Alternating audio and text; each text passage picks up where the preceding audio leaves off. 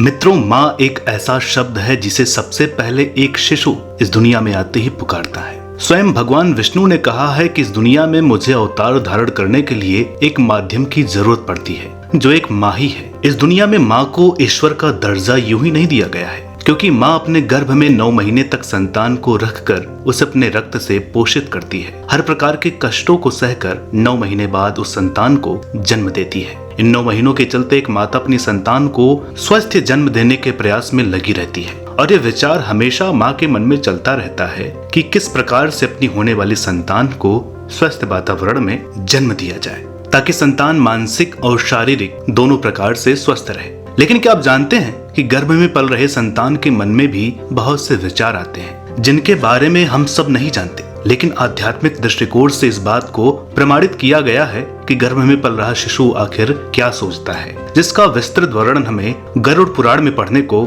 मिलता है। नमस्कार दोस्तों, मैं हूं अनुराग सूर्यवंशी और आप देख रहे हैं नारद वाणी। गरुड़ पुराण के धर्मकांड के प्रेतकल्प अध्याय के अनुसार पक्षीराज गरुड़ भगवान विष्णु से मनुष्य शरीर के निर्माण क्रिया को लेकर प्रश्न पूछते हैं कि हे प्रभु, कृपा करके मुझे यह बताएं कि आखिर किस प्रकार जीव माँ के गर्भ में आता है, किस प्रकार से उस जीव को त्वचा, रक्त, मांस, अस्थि और मज्जा से बना शरीर प्राप्त होता है। इसके अलावा सबसे मुख्य प्रश्न ये है कि गर्भ में पल रहा शिशु अपने जन्म से पहले किन किन बातों को याद करता है। अपने प्रिय वाहन गरुड़ के इन प्रश्नों को सुनकर भगवान विष्णु बोले कि हे गरुड़, ये बात तो सारा संसार जानता है कि एक स्त्री और पुरुष के संयोग से ही संतान का जन्म होता है, लेकिन कुछ गूढ़ बातें ऐसी भी हैं जिनसे आज भी बहुत लोग अनजान हैं। सबसे महत्वपूर्ण बात यह है कि स्त्री और पुरुष के संयोग के दौरान जब वीर्य स्थापना की स्थिति आती है, उस समय स्त्री और पुरुष के मन में जैसे भाव प्रकट होंगे, संतान भी वैसे ही प्राप्त होगी।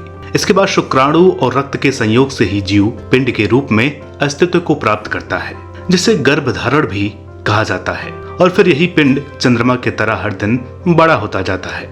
जैसा कि मैंने पहले भी बताया कि गर्भाशय में शुक्राणु के पहुंचते ही रक्त के संयोग से संतान उत्पन्न होती है। लेकिन यहाँ ध्यान देने योग्य एक और बात है, यदि शुक्राणुओं की मात्रा अधिक रहती है तो पुत्र की प्राप्ति होती है। वही अगर शुक्राणु की तुलना में रक्त की मात्रा अधिक है तो कन्या की प्राप्ति होती है। और अगर शुक्राणु और रक्त दोनों बराबर मात्रा में हैं, तो संतान नपुंसक पैदा हो सकती है। भगवान विष्णु इसके और आगे संतान का गर्भ में ही शरीर निर्माण से लेकर जन्म तक की पूरी प्रक्रिया गरुड़ को समझाते हुए कहते हैं, शुक्राणु का गर्भ में स्थित होने के 14 दिन बाद संतान का निर्माण मांस के रूप में होना शुरू हो जाता है। 20वें दिन तक पिंड के रूप में बढ़ता है। 25वें दिन उसमें शक्ति का संचार होना शुरू हो जाता है। इसके बाद जब धीरे धीरे 1 महीने का समय बीत जाता है तो गर्भ में पल रहा वो जीव 5 तत्वों से युक्त हो जाता है। अगले दूसरे महीने में उस जीव पर त्वचा और मेदा का निर्माण होने लगता है। तीसरे महीने में अस्थि और मज्जा, चौथे महीने में बाल और उंगलियां, 5वें महीने में कान, नाक और सीने का निर्माण पूरा हो जाता है। 6वें महीने में गला और पेट, 7वें महीने में गुप्तांग और 8वें महीने में लगभग संपूर्ण शरीर का निर्माण हो जाता है। इस 8वें महीने में वो जीव अपनी माता के गर्भ में हिलने डुलने योग्य हो जाता है। और आपने भी सुना होगा कि अक्सर इसी माह में गर्भ में पल रहे बच्चे की लात मारने का एहसास माँ को होता है, जो एक माँ के लिए सबसे सुंदर एहसास होता है। इसके 9वें महीने के समाप्त होने के बाद ही संतान का जन्म हो जाता है। इसके बाद भगवान विष्णु गर्भ में पल रहे संतान के भोजन की व्यवस्था को विस्तार से बताते हुए कहते हैं कि गर्भ में पल रहे शिशु के भोजन की व्यवस्था उसके माता के माध्यम से ही होती है। उस शिशु की नाभि प्रांत से शक्तिवर्धन नाड़ी जुड़ी होती है, जिसे आप्यायनी कहा जाता है, और जिसका संबंध माँ के आंत छिद्र से होता है। इसलिए माँ जो भी भोजन करती है उसकी पौष्टिकता गर्भ में स्थित जीव के पेट में आप्यायनी नाड़ी के द्वारा ही पहुँचती है, और इसी भोजन से संतान की वृद्धि हर दिन होती रहती है। इस वृद्धि के साथ ही उस जीव को अपने पूर्व जन्म के कर्म भी याद आते रहते हैं। उदाहरण के तौर पर